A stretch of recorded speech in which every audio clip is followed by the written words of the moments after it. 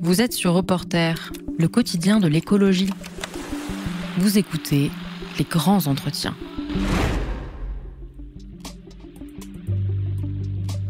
Jim est né le 1er avril. Ella est née le 1er mai. Mohamed, Pablo, Laetitia, Zao, Inès et des millions d'autres sont nés aujourd'hui. Bienvenue sur Terre à toutes et à tous. C'est une terre agitée, comme jamais, aussi pleine de promesses que de menaces.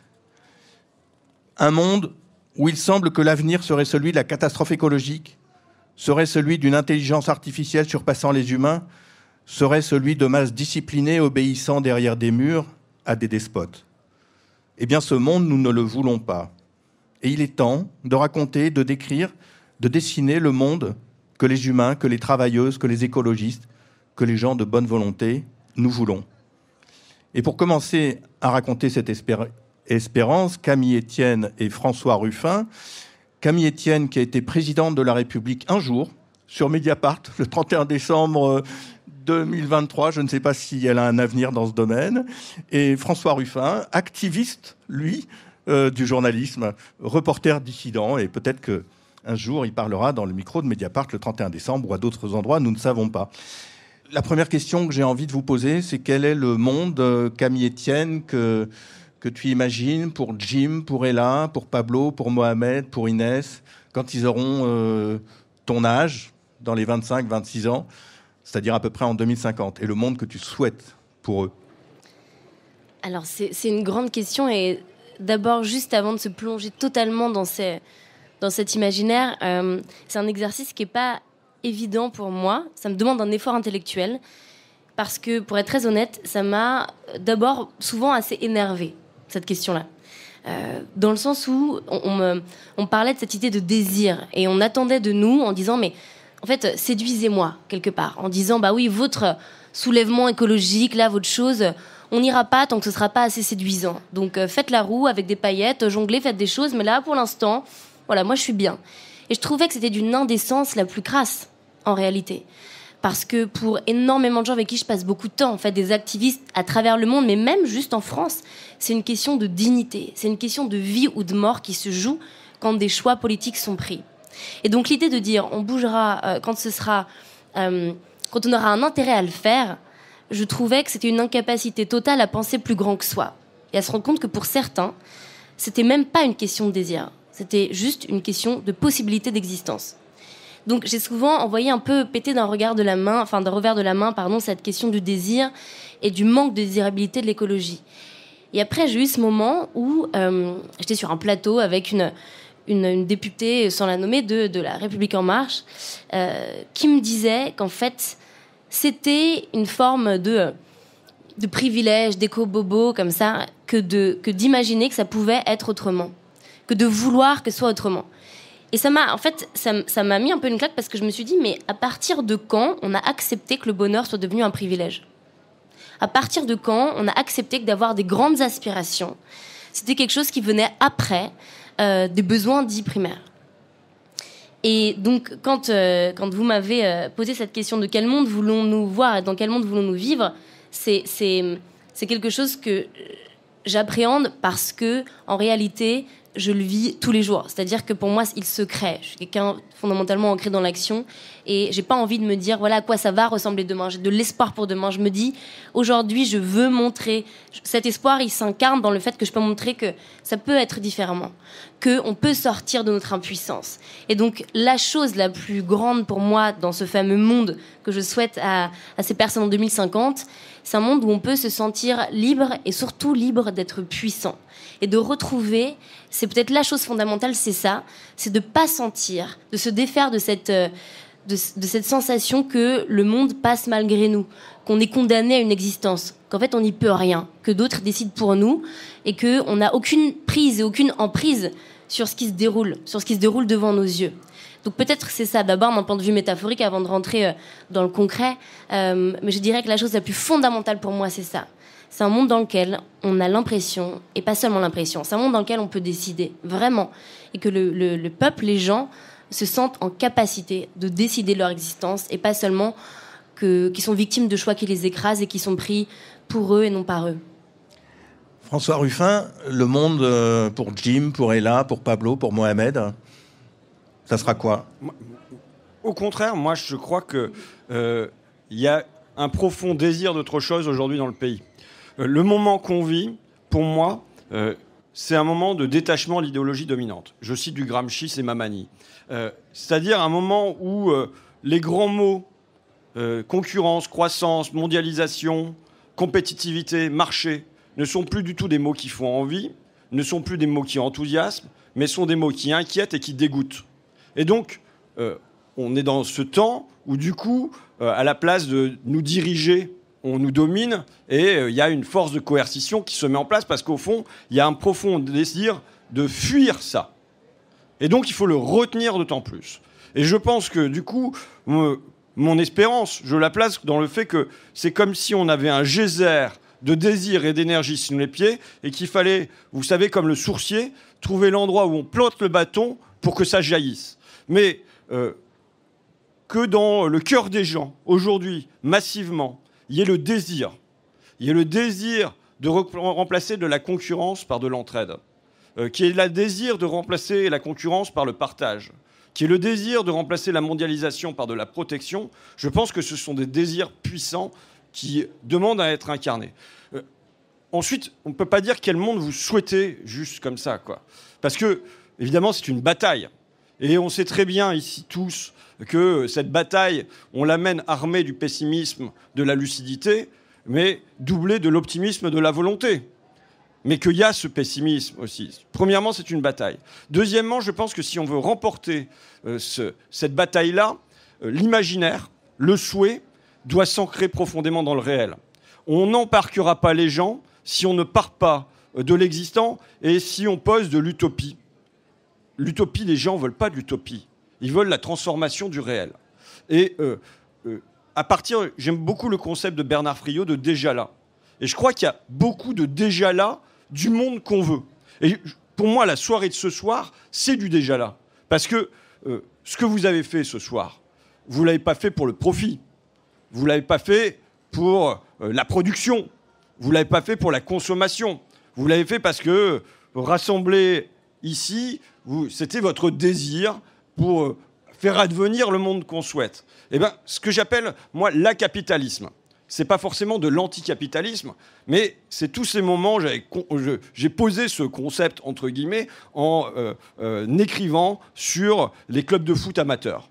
Et me demandant comment ça se fait qu'advient le miracle des maillots pliés, où quand on arrive le dimanche matin, ça y est, on a tous nos maillots qui sont dans un panier, tout est fait, voir le samedi, les gamins qui sont conduits. Tout ce temps-là, c'est du temps qui est arraché, finalement, à la société de production et de consommation, et où il y a des parents, il y a des bénévoles qui viennent donner leur temps. Ils ne sont pas anticapitalistes. Mais par contre, sans doute que la part la plus précieuse de leur existence, elle est acapitaliste. Et je dirais que la bagarre qu'on a eue l'année dernière sur les retraites, s'il s'agit de s'ancrer sur des désirs populaires profonds, on a lu là une bagarre avec 80% des salariés qui étaient pour la lutte qui était menée, avec des millions de personnes dans la rue, dans les plus petits recoins du pays. Je pense que c'est profondément une lutte pour l'acapitalisme, c'est-à-dire un temps où on ne sera pas des hamsters dans une cage à pédaler pour produire, consommer. Et ce dont il s'agit de sortir, le monde dont il s'agit de sortir, c'est la société de production et de consommation. Ça ne veut pas dire qu'il ne faut pas en partie produire et en partie consommer. Mais voilà l'étau qu'il s'agit de desserrer, et je crois qu'aujourd'hui dans le pays, il y a un profond désir d'autre chose. Alors est-ce qu'il ne faut pas quand même décrire, parce que après tout, vous me mettez en cause, enfin un reporter dans le désir, ouais, je tutoie, allez on va se tutoyer puisque c'est comme ça. Oui, nous on ne fait pas là l'événement juste pour se réunir et faire quelque chose, c'est pour dessiner le monde. Pourquoi c'est important ? Parce que on a besoin de l'imaginer. Je vais prendre un exemple. Dans l'écologie, il y a un mouvement quand même très catastrophiste. Il y a par exemple de plus en plus d'artistes, de romanciers qui le racontent. Il y a un livre qui date de plusieurs années qui s'appelle Dans la forêt de John Eckland, je crois, et qui raconte une catastrophe est arrivée et comment deux jeunes sœurs qui vont se retrouver seules vont faire face au monde qui s'écroule et comment elles vont rebâtir une vie. C'est un livre absolument magnifique parce qu'il nous dit qu'est-ce qui se passe en cas d'effondrement. Je vais reprendre un exemple qui te sera plus familier, François, c'est autour du Front populaire et 1936. Qu'est-ce qui se passe ? Le peuple, les travailleurs, les grévistes imposent les congés payés, imposent ce qui va devenir plus tard la sécurité sociale, imposent un certain nombre de choses. Et donc ça, ils l'ont imaginé, c'est du concret, c'est pas seulement, même si c'est absolument important de le dire, comme l'a dit Camille, la liberté. Je veux un monde dans lequel on soit libre, dans lequel je ne sois pas... Et toi, François, tu as dit aussi quelque chose de plus fort, mais face à l'imaginaire qui est récité, au sens de récit, qui est dit, qui est imaginé, qui est raconté par les dominants, là, ce que vous me dites n'est pas un récit qui me raconte une histoire. Donc, il faut aller plus loin que des simples, pas des simples, je retire le mot simple, mais que des valeurs, que des principes. Oui, on est d'accord. Mais ça veut dire quoi la liberté ? Ça veut dire quoi la vie pour les gens dans 20 ans ? Celui qui veut, allez-y. Est-ce que ça se passe de manière concrète ? Est-ce que le bonheur pour les gens aujourd'hui, ça serait d'avoir le nouvel iPhone ? Ou bien est-ce que ça va être une société où il y a plus de liens ? Où il y a un accompagnement de la naissance à la mort, de l'humain d'abord ? Où il y a des crèches pour tous et toutes, où il y a des animateurs, des animatrices, je le mets au féminin parce que c'est massivement des femmes qui font ce métier-là, et moi c'est un verbe qui me plaît beaucoup, animer, ça veut dire réveiller les âmes, et je dirais jusque l'EHPAD, où on demanderait à ce qu'il n'y ait pas du rationnement sur les fruits, il n'y ait pas du rationnement sur les protections urinaires, il n'y ait pas du rationnement sur les madeleines, et surtout il n'y aurait pas du rationnement sur les soignants, et qu'ils puissent prendre le temps de s'asseoir sur un lit et de tenir la main d'une mamie. Mais au fond, si on pose la question aux gens, qu'est-ce que vous pensez qu'est aujourd'hui le progrès ? Massivement, les gens vont répondre que le progrès, c'est plus de liens plutôt que plus de biens. Aujourd'hui, c'est pour ça qu'on est dans ce temps de détachement. Depuis les années 70, il n'y a plus de corrélation entre l'augmentation du PIB, les indices de bien-être et en particulier le sentiment de bonheur. Il y a eu une décorrélation entre les deux. Donc ça veut bien dire qu'aujourd'hui, les gens sont en attente d'autre chose pour éprouver ce bonheur. Et je pense que le pari de dire que ça se passe par plus de liens, par exemple, que ça se passe par plus de temps, qu'on arrive à sortir de ce carcan de la production-consommation. Et après, si je veux embarquer les gens de chez moi, je vais être clair, il faut que ça soit une garantie de travail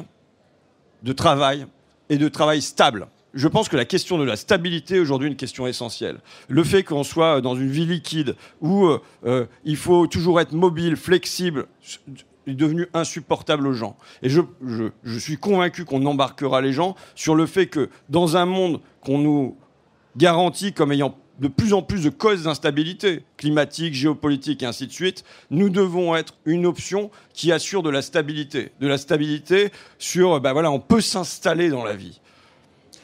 Camille, est-ce qu'il raconte cette histoire qu'il commence à raconter, ça vous va ? C'est une autre histoire que vous imaginez ? Non, totalement. Je pense que c'est un monde dans lequel...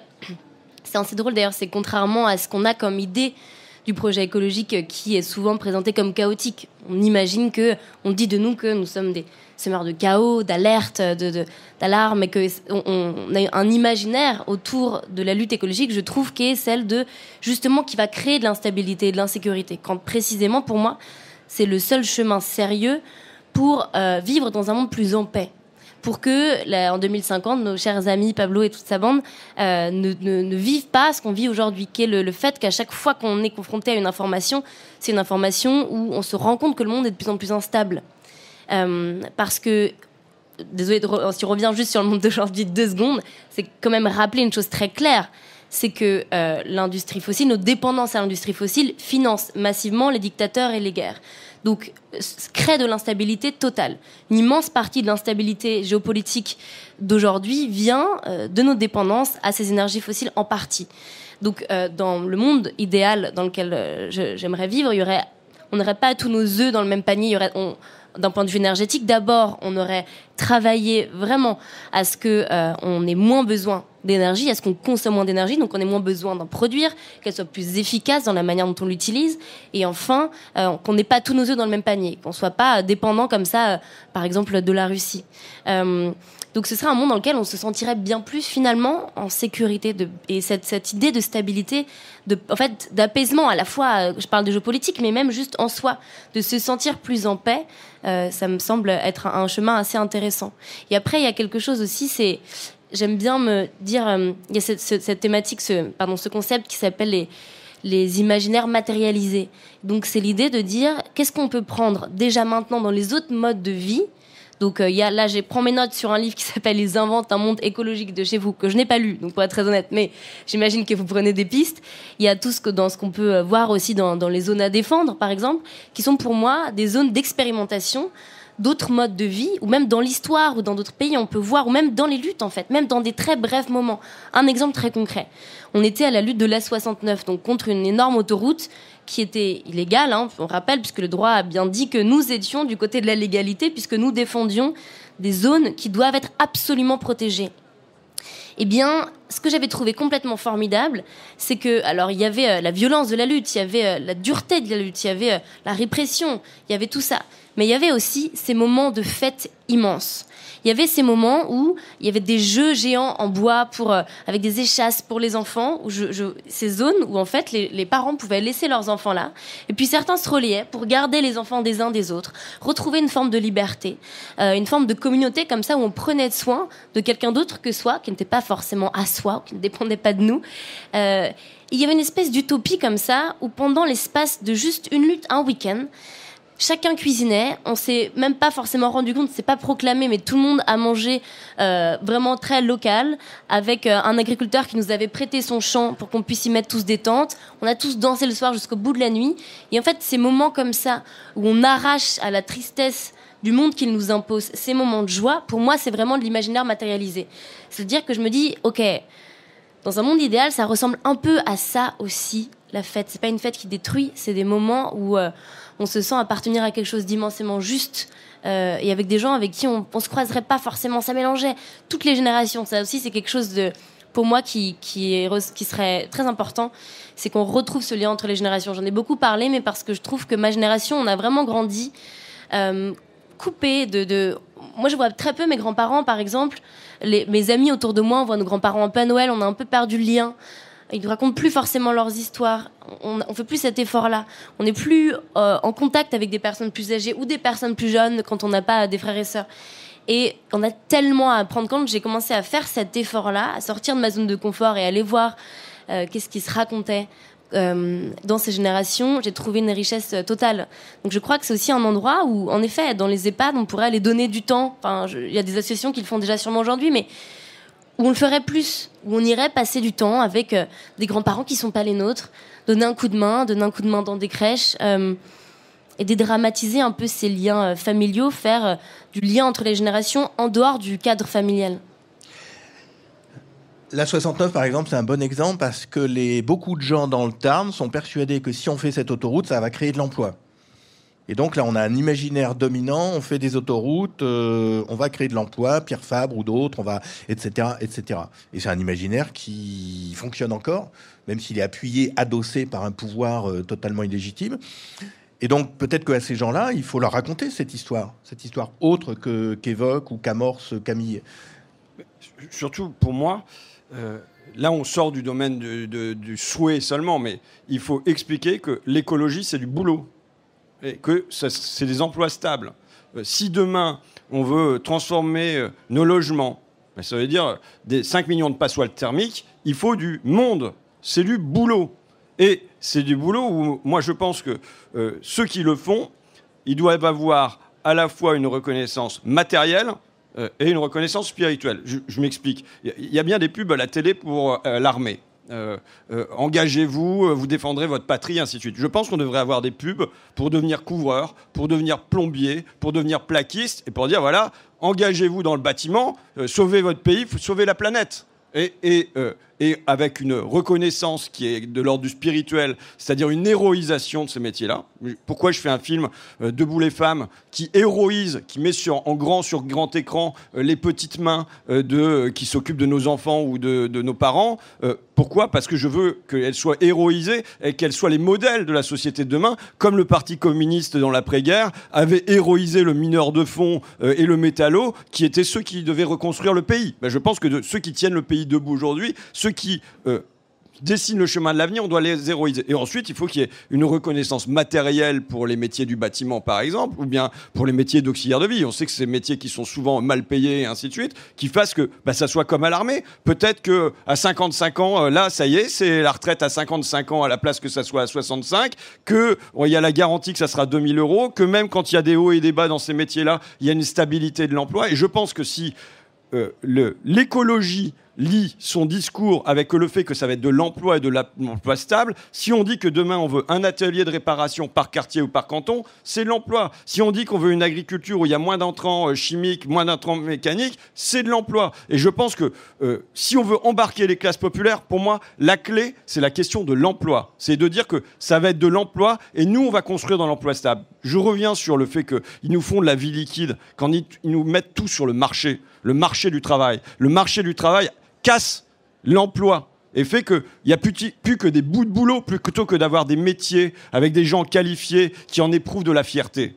Mais quand ils mettent tout sur le marché, ils installent le chaos. Le marché du médicament, c'est des pénuries qui sont multipliées par 7. Le marché du logement, c'est des millions de gens qui sont mal logés ou pas logés du tout. Et donc, nous, on doit venir dire qu'on ait une garantie de stabilité, qu'on va apporter, sortir de ce chaos, sortir de ce désordre et revenir à un ordre qui est un ordre juste. Et la première des justices, c'est que les gens qui tiennent notre pays debout, ils puissent vivre de leur travail.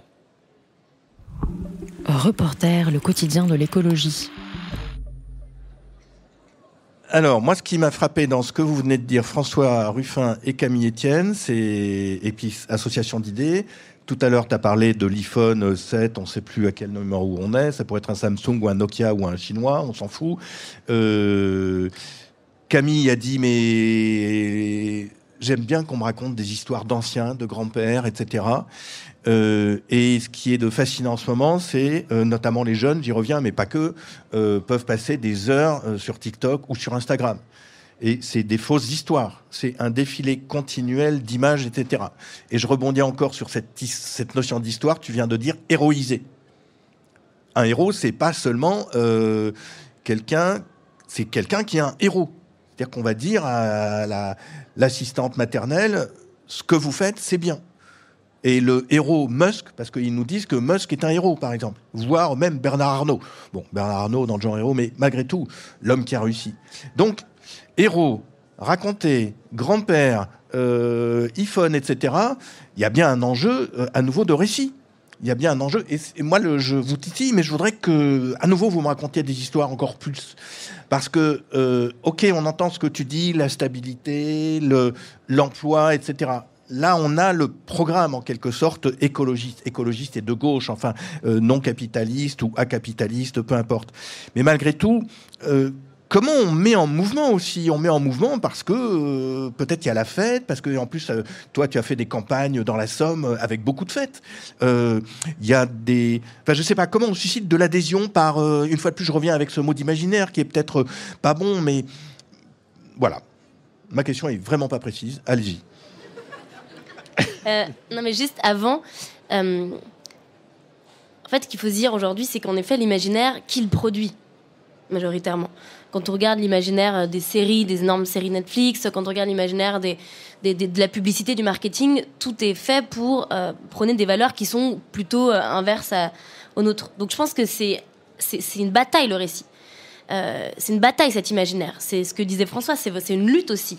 Il ne va pas tomber de soi, il ne va pas arriver comme ça, il ne suffit pas de le souhaiter.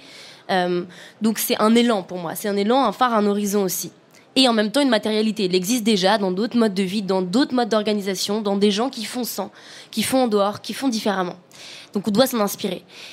En revanche, moi en tout cas, je suis de ceux qui essayent aussi d'utiliser les outils qui sont utilisés par ces dominants-là pour contrer le récit qu'ils essaient de nous imposer.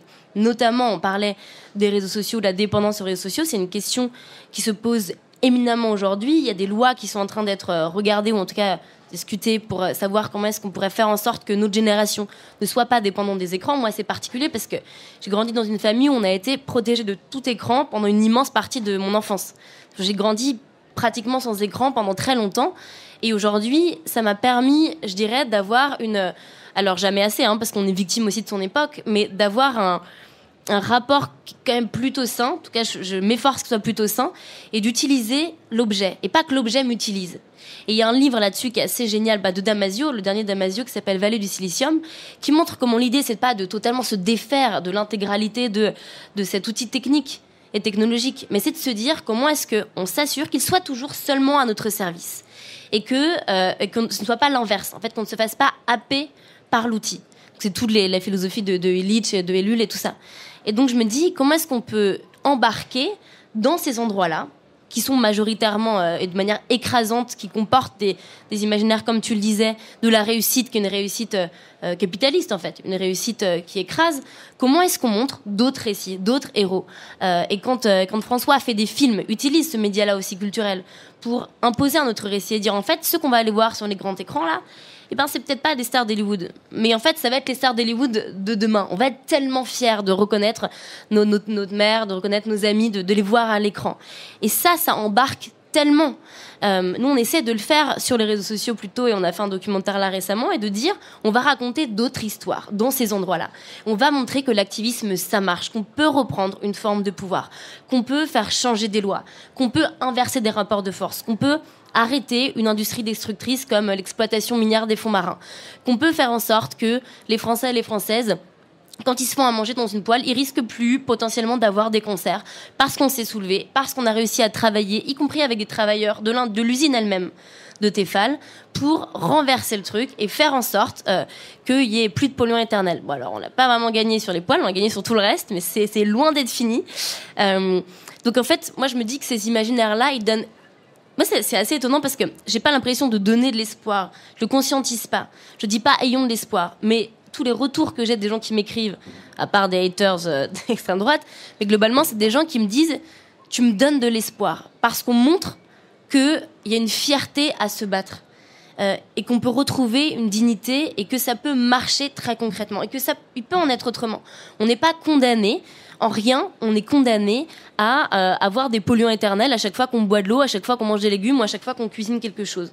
On peut décider que ce principe, montre très concrètement là, justement, un imaginaire que j'adorerais qu'existe, c'est que ce soit dans le sens inverse d'aujourd'hui, c'est-à-dire qu'aujourd'hui, l'industrie chimique peut mettre, et c'est vraiment quelques multinationales qui se comptent sur le doigt d'une main, peut décider toute seule, avec un grand secret d'affaires par ailleurs, donc on n'a pas accès, même les pouvoirs publics n'ont pas accès aux substances chimiques qu'ils utilisent, peuvent décider de mettre sur le marché des substances chimiques sans contrôle, et ensuite c'est à nous de prouver qu'elles sont toxiques, c'est à nous de prouver qu'il faut les retirer et de batailler pendant des années. Il y a un dicton qui dit on met 90 jours pour mettre une substance sur le marché et plus de 20 ans pour l'en retirer, quand bien même on savait depuis des années qu'elle était dangereuse.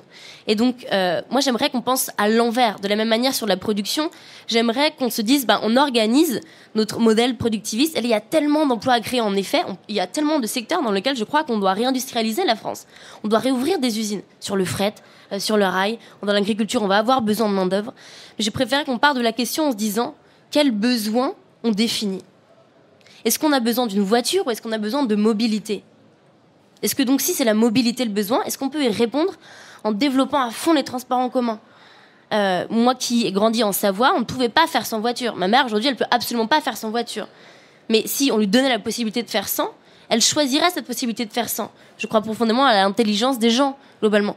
Donc je me dis, j'aimerais tellement qu'on puisse être dans un monde économique où on se dit, on organise l'appareil productif en se disant, on va répondre à des besoins, on va allouer ces ressources-là, y compris des ressources temporelles, du temps des gens, le corps des gens, les ressources naturelles, pour satisfaire, pour tous et toutes, des besoins qu'on définit et qui sont essentiels.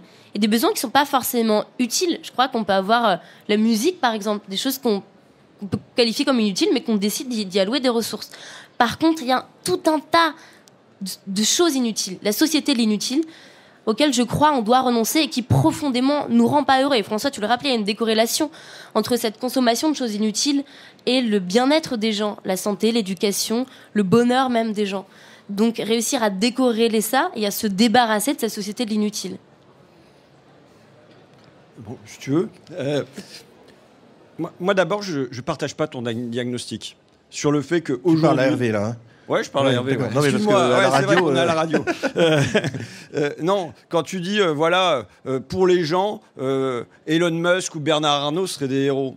Je suis convaincu que massivement, les gens ne les regardent pas du tout comme des héros. On nous les présente comme des héros. Oui, mais d'accord, c'est deux choses qui sont bien différentes. C'est-à-dire, il faut voir la masse d'efforts que doit faire le système pour se maintenir. C'est ça. Il s'agit de resserrer les mailles du filet. Pourquoi on voit 2000 publicités par jour ? Pourquoi on voit 10 000 marques par jour ? Pourquoi à la gare du Nord, le grand panneau où il y avait les horaires de train, tchac, tchac, tchac, tchac, tchac, tchac, tchac, tchac, tchac, il a été remplacé par un grand écran lumineux qui fait de la pub pour Audi ? Pourquoi, quand on va aux toilettes, c'est comme Poutine, jusque dans les chiottes, il faut qu'ils nous mettent des écrans publicitaires. Parce que c'est comme quand le sable s'échappe de tes doigts, il faut que tu serres fort pour que ça s'échappe pas. Et là, l'imaginaire, c'est à la fois quelque chose de complètement immatériel. On se demande si ça existe dans un coin de cerveau. Enfin, bon, voilà. Mais en fait, il y a une gigantesque bataille sur cet imaginaire-là. Et une bataille où ils mettent des ressources matérielles gigantesques parce que, justement, ça n'adhère plus. Parce que le plus égale du mieux. La société de production, consommation, qui porterait un idéal et qui apporterait du bonheur à tous, et l'innovation technologique qui serait synonyme de progrès social et de progrès humain, ce sont des affirmations qui ne vont plus de soi. Ça s'échappe. Mais moi, j'ai la conviction que nous sommes majoritaires, que le bon sens, il est de notre côté, que ça, c'est profondément dans le cœur des gens, et il faut trouver le moyen du réveil, mais que c'est là. Tu vois, et donc je partage pas ce diagnostic qui ferait que eux ils auraient un formidable récit et que nous on aurait... Non, c'est pas vrai. Je suis convaincu qu'en termes de récit, ce qu'on raconte qui apparaît comme du sens commun, c'est largement partagé aujourd'hui dans la société. Par ailleurs, on le fait, pardon, je coupe, mais avec beaucoup moins de moyens. Moi, je trouve ça fascinant. Là, on a eu une publicité de Tefal, donc du coup, qui a dû fait un plan média total. Et d'ailleurs, encore des employés qui nous soutiennent à l'intérieur et qu'on soutient nous ont envoyé les mails là encore internes. Et ils ont payé je sais pas combien de milliers, peut-être centaines de milliers d'euros pour faire des énormes panneaux publicitaires de partout aux abribus, dans les écrans lumineux pour dire non, mais vous inquiétez pas, en fait, nos revêtements sont sûrs. Ils ont prévu de faire venir des influenceurs dans l'usine. Enfin, c'est très drôle de voir tout l'appareil qu'ils doivent déployer, tous les moyens financiers qu'ils doivent y mettre. Quand on voit que nous on fait ça de briquet de broc, globalement on fait ça, on se débrouille quoi. On fait ça avec 3 francs 6 sous, on est avec des gens qui ont des idées créatives à droite à gauche, on s'organise entre nous et on arrive à ébranler. Alors bien sûr que c'est insuffisant, bien sûr que c'est toujours frustrant et qu'on aimerait renverser totalement la bascule. Moi ça me donne toujours énormément de joie et de fierté collective de voir à quel point on arrive à ébranler un système qui a pour lui à peu près tout pour se maintenir. Et à quel point il est en train justement, à quel point Goliath est en train de trembler. Je reviens. Je sais pas s'il tremble quand même. Je crois que si. Moi, je crois qu'en tout cas, il se défend. Qu'il a peur. Il se défend très fortement. Alors, et il se défend aussi. Non, mais il se défend aussi par l'autre imaginaire, parce que là, il y a l'imaginaire, on va dire, des capitalistes, pour faire simple, des néolibéraux, des Musk, etc. Et puis, tu as aussi l'imaginaire sur lequel ils s'appuient, avec qui ils font une sorte de musique de chambre. C'est l'imaginaire, appelons-le fasciste ou d'extrême droite, qui va dire presque par rapport aux soucis que l'un et l'autre vous disiez, le besoin de stabilité, le besoin de retrouver un certain nombre de choses, ce monde assez peu enchanteur, mais qui arrive quand même à envoûter de Bardella, de Le Pen et de compagnie en France et puis ailleurs dans d'autres pays, revient quand même à projeter cet imaginaire très fort. Donc ils se défendent quand même. Moi, ils me paraissent pas tout à fait trembler. C'est ça le problème. Ils tremblent, ils savent à quel point... Tu as raison, François, me semble-t-il, de dire les gens n'adhèrent plus, on est d'accord là-dessus, mais que du coup, ils sont en train de sortir un autre discours de sécurité qui semble convaincre un certain nombre de gens. Je ne dis pas que c'est simple et qu'on va l'emporter. Je dis que la bataille est en cours. Et que, de toute façon, sur le plan idéologique, ou traduisons ça dans le langage de cette émission, sur le plan de l'imaginaire, ils sont défaits. je le redis, les mots concurrence, croissance, mondialisation, qui étaient notre ordinaire des années 90, aujourd'hui, ils n'osent presque plus les prononcer. L'éditorial des Échos ce matin était assez drôle, la croissance et l'espérance, parce que ça frémit sur la croissance. Bon, mais on est d'accord. Franchement, et tu regardes ce que produisent les libéraux, c'est vide aujourd'hui. Sur le plan des idées, ils ont perdu. Maintenant, ça ne veut pas dire qu'on a gagné. Parce que la société, elle n'est pas portée que par des idées. Ça, c'est les intellectuels qui voudraient le croire. Elle est essentiellement portée par des intérêts matériels. Or, on a des intérêts matériels en face extrêmement puissants qui ont intérêt à l'entretien de ce système, à l'entretien d'une société de consommation-production. Premièrement. Deuxièmement, une fois que les gens se sentent étouffés par ça, alors il y a un étouffement qui est là encore un étouffement matériel. C'est un tiers de la population, j'y vais en gros comme ça, mais qui est au ras de l'eau ou en dessous, qui se prive sur son assiette, qui prive ses gamins d'activité et qui est en état de rationnement. Sans compter qu'on nous met en fait à peu près tous les services publics en état de rationnement pendant qu'il y a un gigantesque gavage en haut. C'est quand même le déterminant de ce qui se passe aujourd'hui. Puisque tu lis les Échos de mon ami Bernard Arnault, c'est quand même, là voilà, à la une, tu as les dividendes, ça jubile, tu sens qu'ils sont comme ma fille, qu'ils aimeraient mettre des smileys, des points d'exclamation partout, tellement c'est la fête, quoi. C'est l'orgie. Et pendant ce temps-là, on rationne à la fois l'école, on rationne l'hôpital et on rationne sur les salaires. Donc c'est la grosse donnée, c'est gros comme une vache au milieu du couloir et il faudrait presque plus l'énoncer. Donc ça repose la société sur des intérêts matériels. Et évidemment, les gens qui sont étouffés par ça, à la fois étouffés sur le plan matériel, mais aussi étouffés sur le plan spirituel. Sur le plan spirituel, c'est le sentiment qu'il n'y a pas d'au-delà, que c'est comme ça, que ça va plus. Bon, eh bien, ils cherchent une issue. Et là, il y a une bagarre. Ma conviction, c'est que le bloc central, libéral, il se rétrécit maintenant depuis 20 ans. Depuis au moins le traité constitutionnel européen de 2005. Je rappelle quand même 80% des ouvriers qui votent pour le non, 71% des employés, 55% des Français, un vrai vote de classe. Et depuis, le socle du bloc libéral ne fait que se rétrécir et aujourd'hui à vitesse accélérée entre la crise des retraites, la crise des gilets jaunes, la crise de l'agriculture et ça décroque du bloc central libéral. Et là, il y a une gigantesque bataille qui est vers quoi les particules qui décrochent sont raccrochées. Est-ce qu'ils sont raccrochés par le bloc national autoritaire ou est-ce qu'ils sont raccrochés par le bloc écolo-progressiste? Et là a lieu la bataille. Et je ne prétends pas qu'on l'ait gagnée. Même, on peut dire qu'on doit parler de tout ça dans un moment qui est un moment de gravité, avec des élections européennes qui se profilent et où le bloc national autoritaire va flirter, sinon dépasser les 40%. Et où l'hypothèse d'une Marine Le Pen à l'Élysée, qui était impossible il y a 3 ans encore, devient chaque jour plus probable. Voilà le temps de gravité dans lequel on est. Et il y a une bataille autour de ça. Ça ne veut pas dire qu'il y a une fatalité. Nous devons l'emporter. Je veux dire, le Front populaire, en France, c'est la réponse quand il y avait le nazisme en Allemagne. Nous, on a répondu par le Front populaire, tu le citais tout à l'heure. Donc, il n'y a pas de fatalité, nous devons l'emporter. Mais en revanche, que le bloc central libéral et l'espérance qu'il a pu porter soit aujourd'hui amoindrie, rétrécie, c'est une certitude. Et du coup, il y a quelle issue va être la nôtre? Est-ce que ça n'est pas parce que nous ne sommes pas d'accord, ce bloc écolo-progressiste, sur le monde que nous voulons?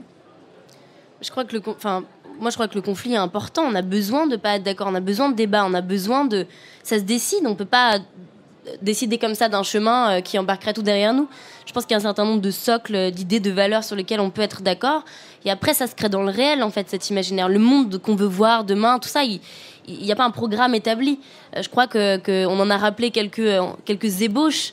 Et après, ça se fait avec nos mains, quoi. Ça se fait dans la matière. Et ça, c'est sain pour moi qu'il y ait des débats. C'est sain qu'il y ait du conflit.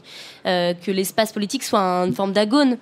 Que de ça peut naître des idées qui sont imprévisibles et que précisément on peut faire la phrase d'Hugo qui est d'étonner la catastrophe. C'est parce qu'il y a du débat qu'on arrive à étonner la catastrophe.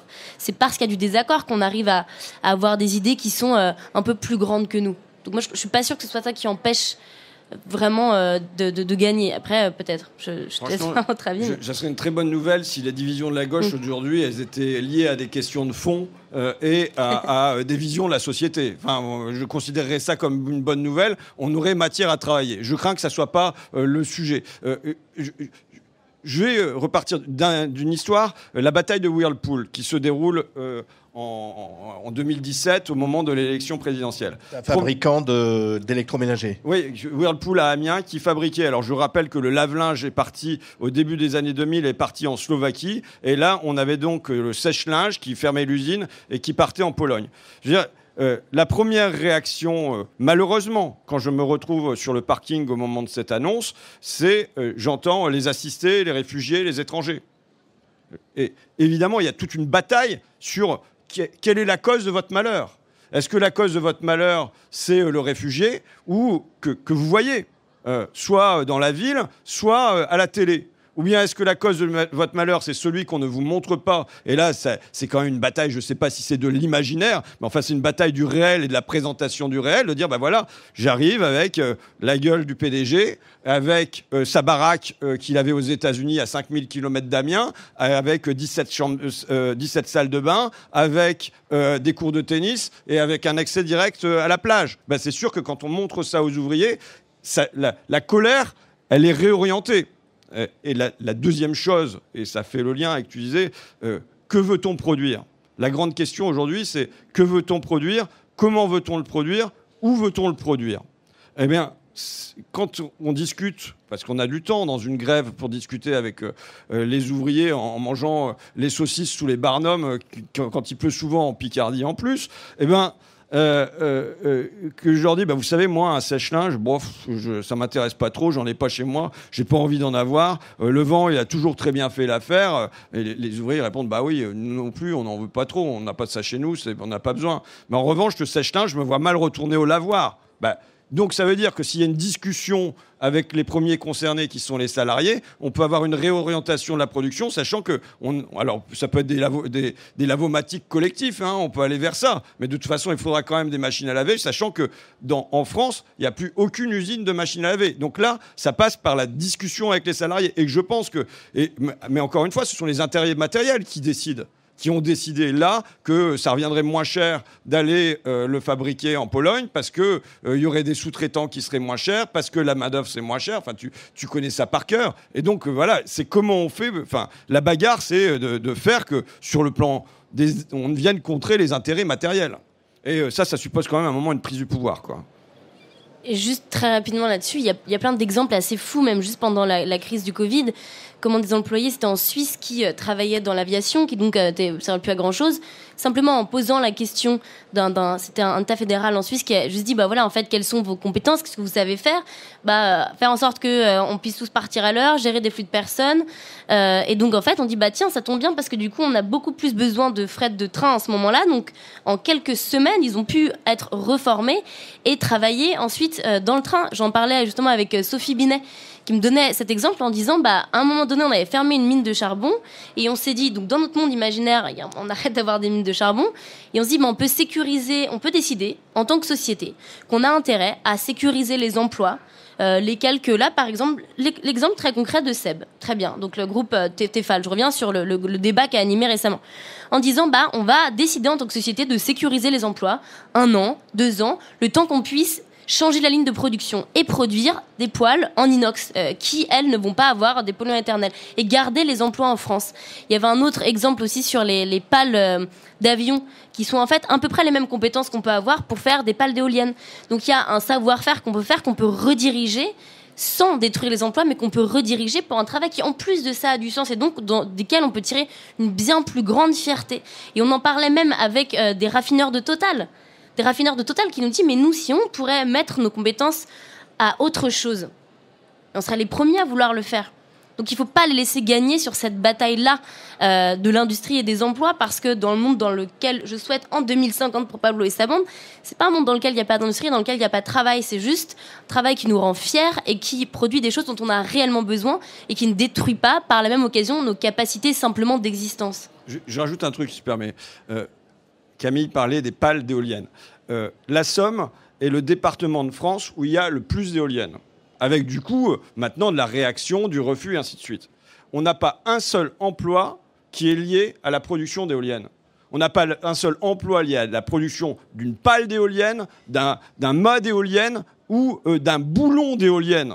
Et comment vous voulez attacher les gens à cette énergie naissante si jamais ça ne crée pas du revenu derrière, si jamais ça ne crée pas de l'emploi, si jamais ça ne crée pas de la stabilité pour les gens du coin. Et encore une fois, ce sont les intérêts matériels qui ont décidé que ça ne se produirait pas ici. Donc, la question, c'est bien comment on reprend la main sur la production, comment ce sont les salariés, y compris. Tu évoquais les questions de la technologie tout à l'heure.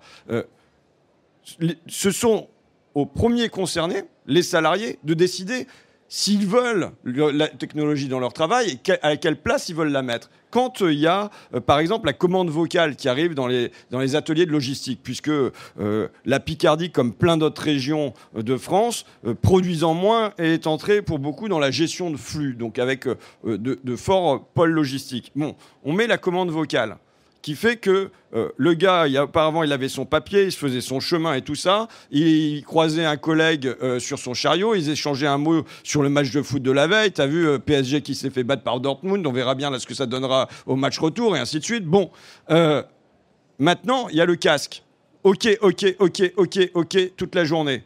La production est multipliée par 6. Les gestes, ils sont multipliés par 6. La fatigue des épaules, elle est multipliée par 6. Ça veut dire le taux d'inaptitude, il est multiplié, là aussi, il est multiplié par 2 depuis 10 ans. Bon, eh bien, quand on fait entrer, par exemple, la commande vocale, qui pourrait être une bonne chose, pourquoi pas? La première question, c'est est-ce que les salariés en veulent? Qu'est-ce qu'ils veulent en faire? Est-ce que ça correspond à une diminution du temps de travail? Est-ce qu'on leur assure des pauses entre deux? Enfin, à quelles conditions la technologie est importée, non seulement dans nos lieux de travail, mais aussi dans nos sociétés? Reporter, le quotidien de l'écologie. Je vais reprendre la question sous un autre angle. On va dire que la période des Lumières, au XVIIIe siècle, ça a défini une vision du monde, je ne sais pas si on peut parler d'un imaginaire, mais une vision du monde qui a conduit à l'universalisme, qui a conduit au concept des droits de l'homme, avec un grand H, qui a conduit surtout à l'idée que tous les êtres humains sur la planète avaient, quelle que soit leur culture, leur race, leur religion, un droit à une dignité, un droit égal à participer à l'avenir des sociétés et une dignité égale. Et donc, même si c'était un idéal, ça a défini un idéal extrêmement puissant qui a inspiré, en tout cas en Occident, dans les pays occidentaux, 2 siècles de politique et en partie d'économie largement.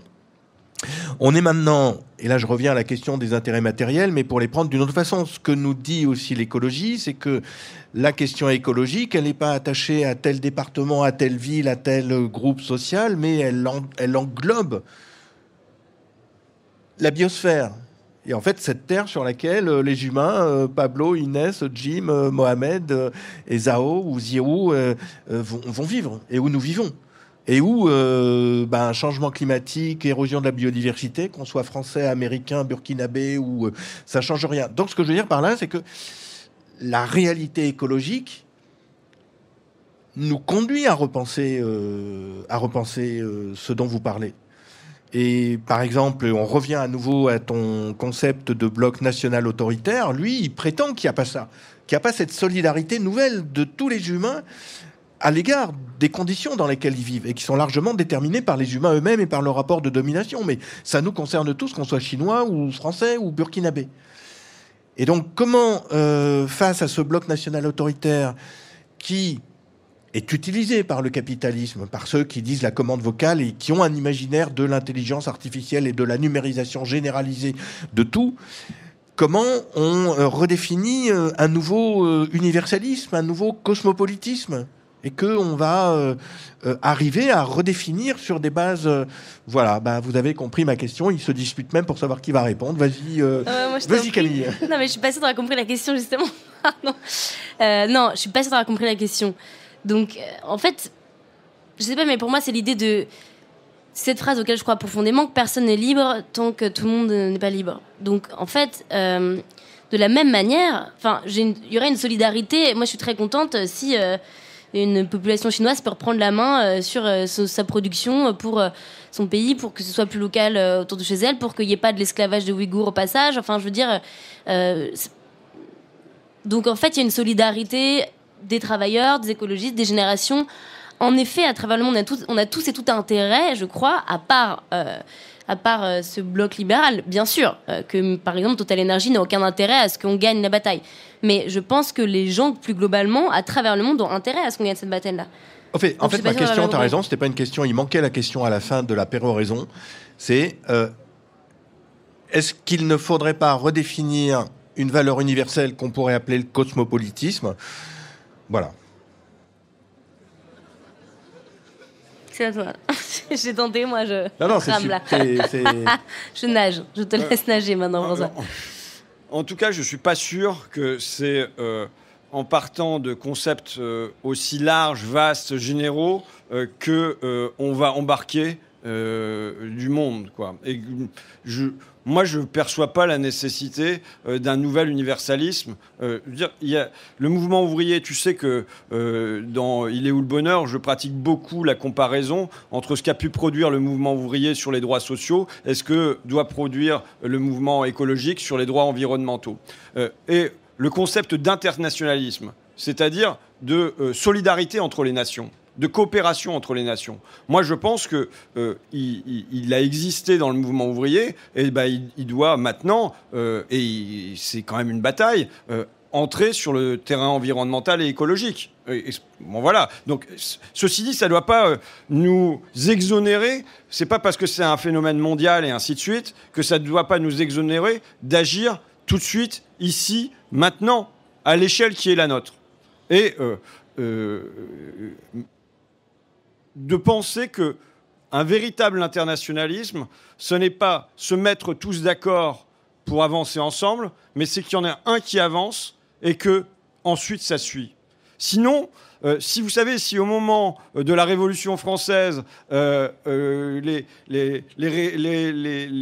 gens, des députés étaient sortis quand il y avait la prise de la Bastille en disant vous voulez une république, bon attendez, on va aller consulter en Russie, on va aller consulter le royaume d'Angleterre, on va aller consulter la Prusse pour voir s'ils veulent bien tous faire une république, il n'y aurait jamais eu de république.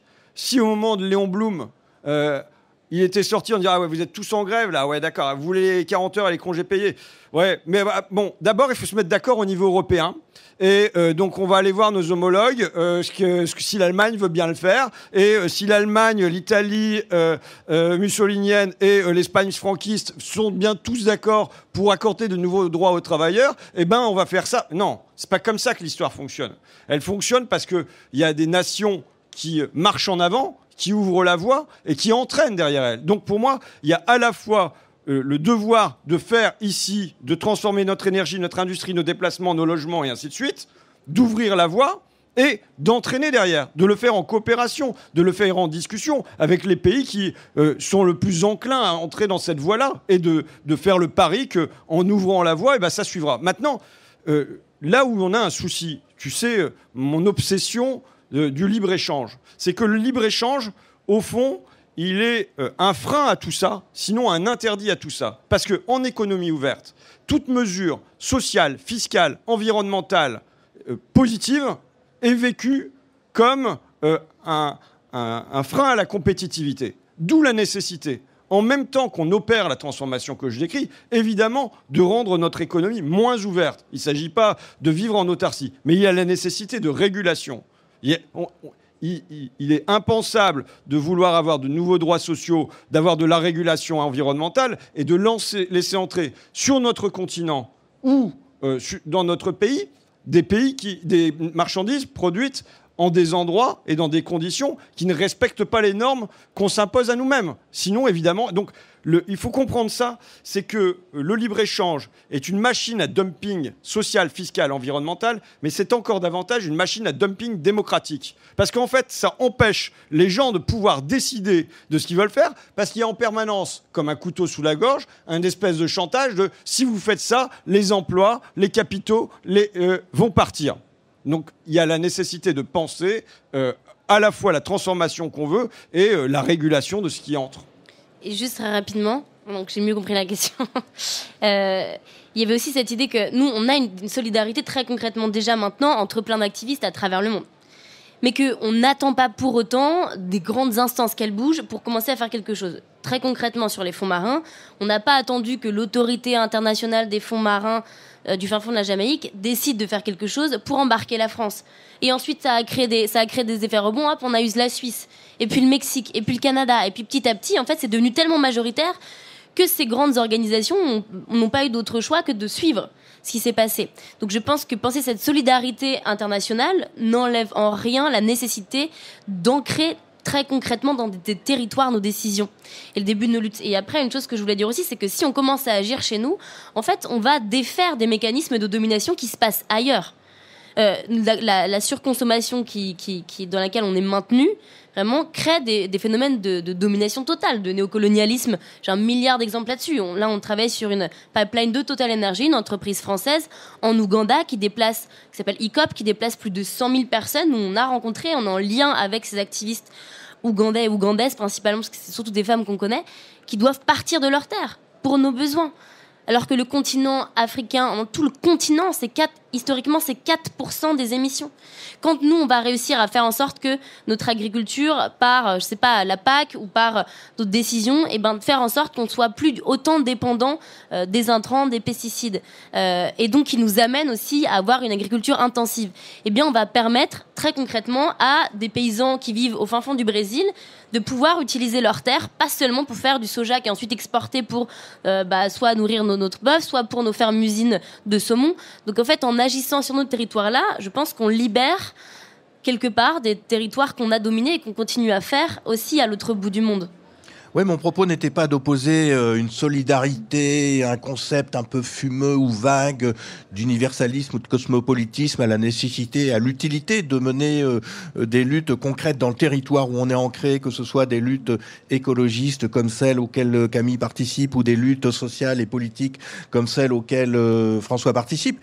Mais de dire quand même, d'abord par exemple, pour reprendre cet exemple de la Révolution française, pourquoi la France peut imposer la République? Évidemment, elle ne va pas aller consulter le tsar de Russie ou le roi d'Angleterre, mais parce qu'il y a une préparation de plusieurs décennies d'idées qui ont conduit aux Lumières et qui ont conduit à l'idée même que la République était, par exemple, et pas la République d'aujourd'hui, mais la République de 1789, était un concept puissant et libérateur, et émancipateur. Et par ailleurs, je reviens sur cette question, tu rebondis, François, par le libre-échange, mais en même temps, les capitalistes veulent libérer les marchés, mais construisent des murs avec l'accord du bloc national autoritaire. Et pour, me semble-t-il, convaincre les gens, les emmener en leur disant que les murs, il faut peut-être en poser pour les productions de dumping, mais qu'il faudrait peut-être les abattre parce que l'ennemi, c'est pas l'étranger, mais c'est éventuellement le dominant chez l'étranger, mais pas l'étranger en tant que tel, c'est-à-dire l'autre.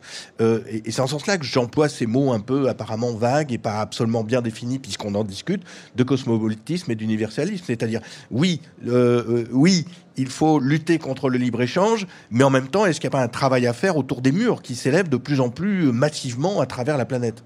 Alors que la question écologique, la question climatique nous dit, mais vos murs ne servent à rien. Ma conviction est que si on place les gens dans une situation de stabilité, quand on parle de libre-échange, je veux dire concrètement pour moi, je pars de ce que je connais, quoi. C'est Magneti Marelli, Honeywell, Parizeau Siège de France, Abelia, Whirlpool, Continental, Goodyear, Flodor, même les chips ont quitté la Picardie. Et donc ça veut dire, ce que je décris là, c'est une déstabilisation de milliers, de dizaines de milliers d'existences populaires qui trouver des salaires corrects parce que l'industrie payait correctement, avec comité d'entreprise, avec 13e mois, et au moins l'assurance que pour les enfants, il y aurait une place. Ce qu'il faut comprendre, c'est que depuis les années 80, c'est installé dans la peur. On ne comprend rien à notre pays si on n'y place pas le mot peur, et en particulier dans les classes populaires. La peur pour soi, de qu'est-ce qu'on va devenir demain, mais encore davantage, la peur pour ses enfants. Et le gros souci qu'il y a eu, c'est que pendant ces années-là, cette peur, cette inquiétude et cette mise sur le côté n'a pas trouvé de voie. Normalement, c'est la gauche qui aurait dû être la voie de ça. Et au contraire, on a une gauche qui a construit l'Europe via Jacques Delors, le monde via Pascal Lamy, qui était le directeur de l'Organisation mondiale du commerce. C'est la gauche qui a construit le monde, qui a déstabilisé les classes populaires. Donc, ma conviction est que c'est par le travail qu'est arrivé l'extrême droite chez moi. J'ai quand même 8 députés sur 17 en Picardie qui sont du Rassemblement national. Voilà ce que ça veut dire pour moi. C'est par le travail, c'est par la stabilité, c'est par quelque chose qui est de l'ordre de la justice qui fait que les Français, tous les habitants de notre pays peuvent vivre de leur travail, bien en vivre et bien le vivre. Et qu'à partir du moment où on garantit ça, on garantit que... Regardez comment le marché déstabilise. La crise de l'agriculture, c'est une crise de marché. Quand on est agriculteur, on a besoin de pouvoir se projeter sur 25 ans, sur 40 ans, pour savoir dans quel sens va aller notre ferme.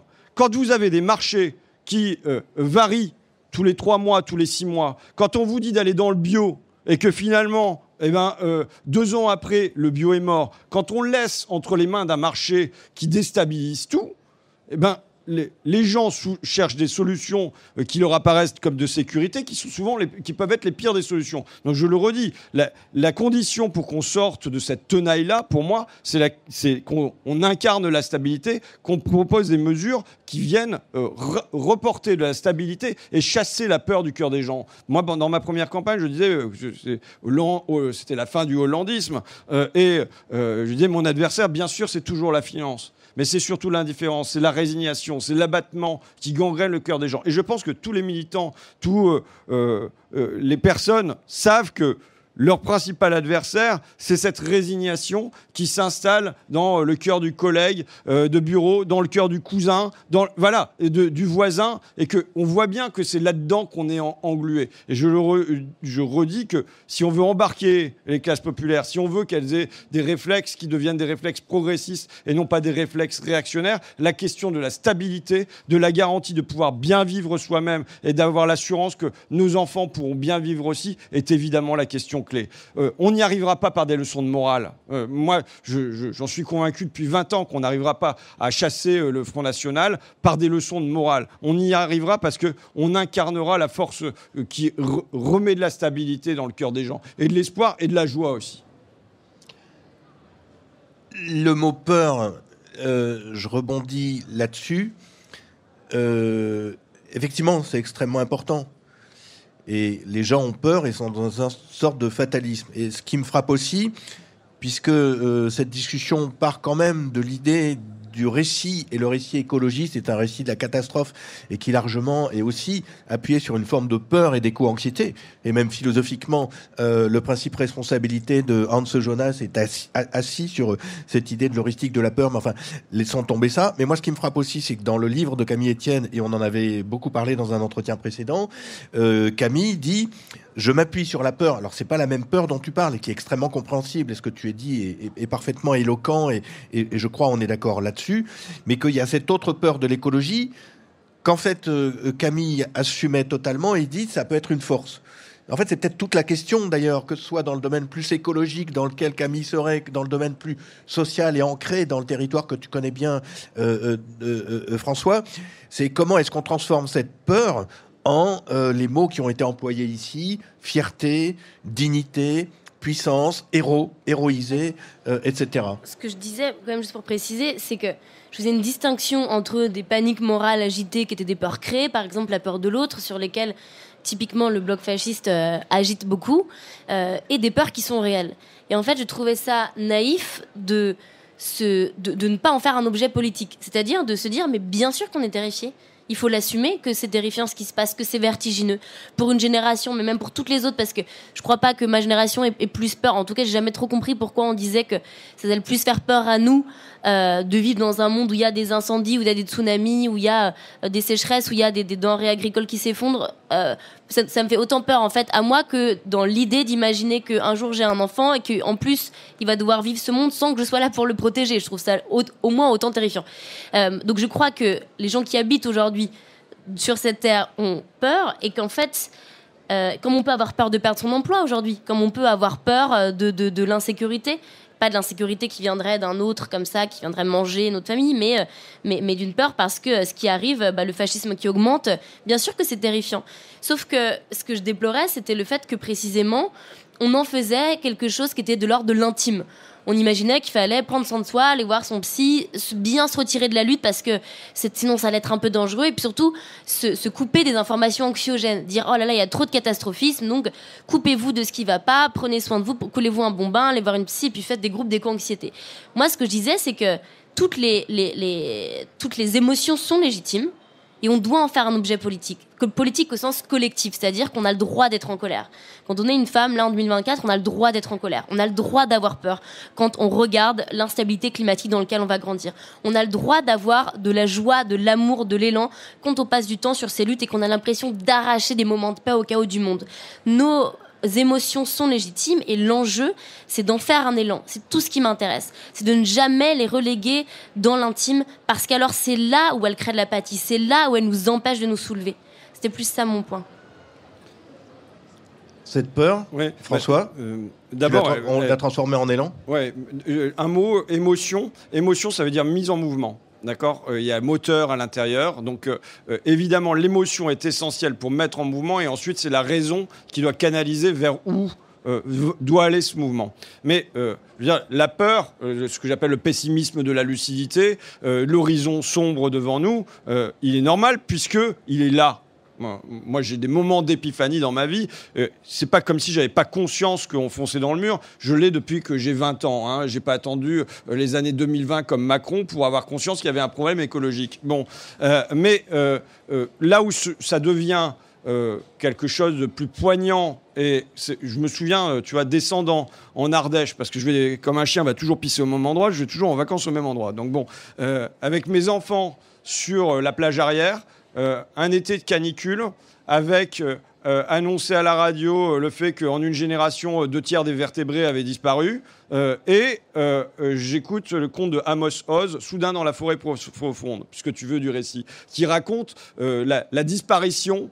Il n'y a plus de coq, il n'y a plus aucun animal, il n'y a plus de chat, il n'y a plus de poisson. Et pour se souvenir de ce que c'était, la maîtresse les dessine encore. Il y a un potier qui fabrique encore des animaux qui ressemblent à ça pour maintenir ce souvenir-là. Bon, je suis dans ce moment-là et c'est un moment d'épiphanie où je me dis, putain, dans quel monde j'ai mis mes gosses, quoi. Voilà ce qui va advenir. Donc, évidemment, la peur est un moteur qui fait que ça passe au premier plan.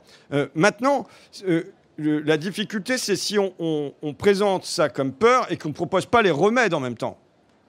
Ou les récits, comme tu dis. Tu vois. Et je pense que, par exemple, ce qu'on pourrait faire, c'est mettre en avant les grands moments où très vite, il y a eu des basculements qui ont été réussis.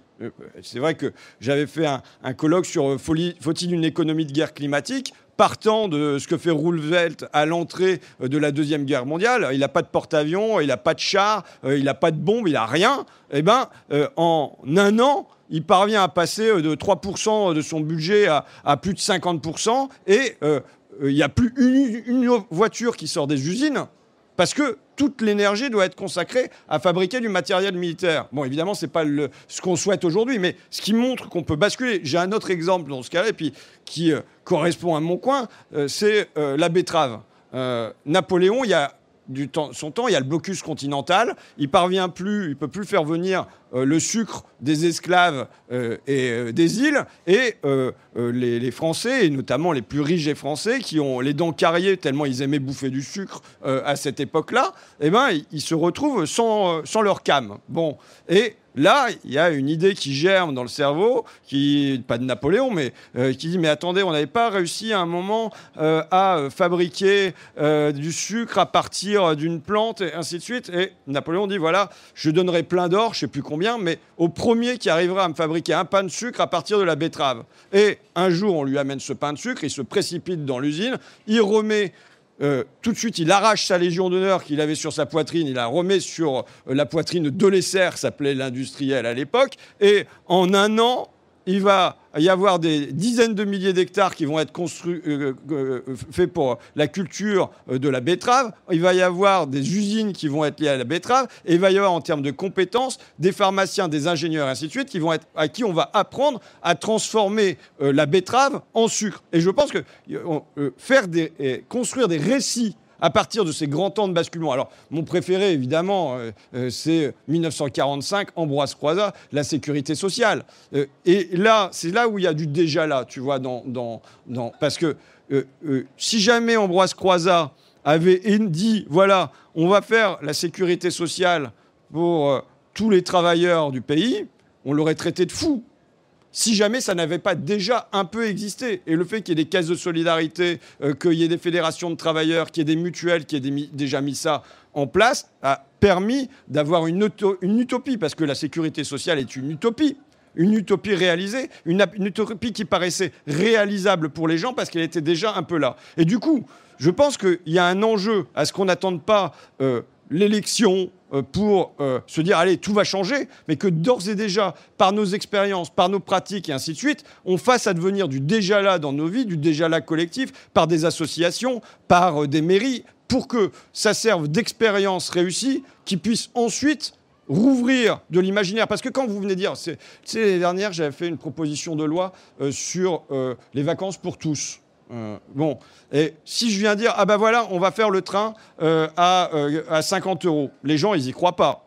Si on leur dit, ah ben l'Allemagne le fait, on n'est pas plus bête que les Allemands, pourquoi eux, ils le feraient et pas nous? Eh ben, automatiquement, le c'est comme ça, qui est la pire des phrases, c'est la tautologie, un sou est un sou, enfin, tous ces trucs où finalement ça ferme le raisonnement, le c'est comme ça, et qui laisse croire que ça n'a jamais été autrement, que ça ne sera jamais autrement, que ailleurs ça n'est pas autrement, c'est ce qu'il y a de plus terrifiant. Ben donc, dès qu'on parvient à crever cette bulle du c'est comme ça pour dire ailleurs c'est autrement, avant ça a été autrement, on gagne la bataille de l'imaginaire, on gagne la bataille du récit, et on fait dire que puisque Poitiers envoie pour 1 € ses gamins à la mer et qui peuvent partir en vacances, pourquoi c'est pas tout le pays qui aurait le droit d'être l'équivalent de Poitiers, tu vois? Et donc je pense qu'il y a une bataille à dire, voilà, il y a du déjà là, et notre objectif demain, c'est que ça soit pas des exceptions, mais que ce déjà là devienne la règle. François Ruffin, Camille Etienne, merci à tous les deux. Merci à vous surtout.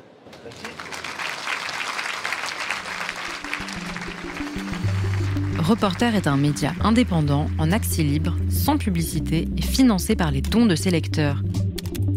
Pour nous soutenir, rendez-vous sur reporter.net/dons. Reporter. Le quotidien de l'écologie.